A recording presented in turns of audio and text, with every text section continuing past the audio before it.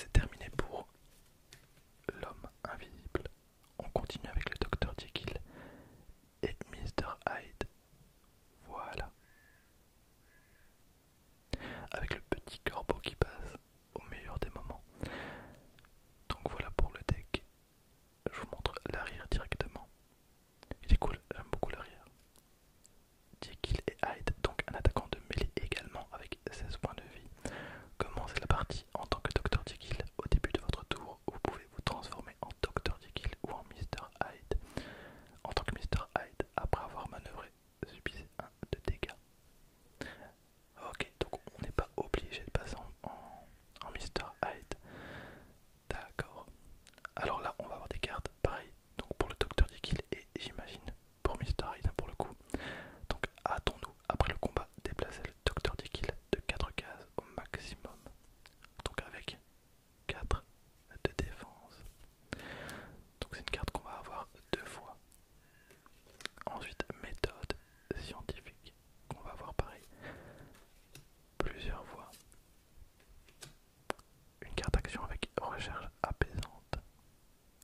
Récupérez 2 points de vie, piochez jusqu'à 3 cartes, conservez-en une et remettez les autres sous votre deck dans l'ordre de votre choix. Succombez à ces pulsions. Alors encore une fois, les cartes, je les trouve vraiment trop bien faites. Voilà, donc le Dr. Jekyll, encore on a 3 cartes cette fois-ci. Alors je mets tout le temps ma main comme ça, mais du coup ça fait une petite ombre. Voilà. Ensuite, soin prioritaire. Après le combat, si vous avez remporté le combat, récupérez 2 points de vie. Voilà, et ben c'est totalement ce que je disais. On va avoir des cartes pour une personnalité et pour l'autre. Donc on a une carte action, donc cas étrange. Alors là je pense que ça peut être très difficile à jouer du coup. Parce qu'il faut vraiment agir en fonction de la main qu'on va avoir. Ça va être, je pense, assez compliqué. Donc Hyde pour toujours. Pendant le combat, vous pouvez défausser des cartes du Dr. Jekyll, ajouter 2 à la valeur de cette carte pour chaque carte ainsi défaussée. Voilà, on a vraiment Mr. Hyde qui essaye au maximum de se débarrasser du Dr. Jekyll. Pour le coup, c'est très bien fait. Donc on va l'avoir 2 fois. Alors, retour à la raison. Après le combat, transformez-vous en Dr. Jekyll.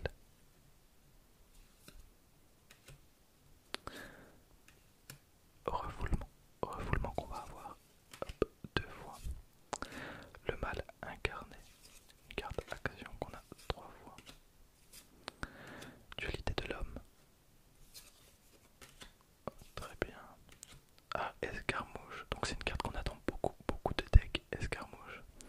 Après le combat, si vous avez remporté le combat, choisissez l'un des combattants impliqués dans le combat et déplacez-le de 2 cases au maximum. Et on a feinte, pareil, une carte qu'on attend beaucoup de decks et on finit par cette carte là 3 fois. Ok, nice. On passe maintenant à Dracula. Alors c'est dommage que le cercle ne soit pas rouge. Après c'est vrai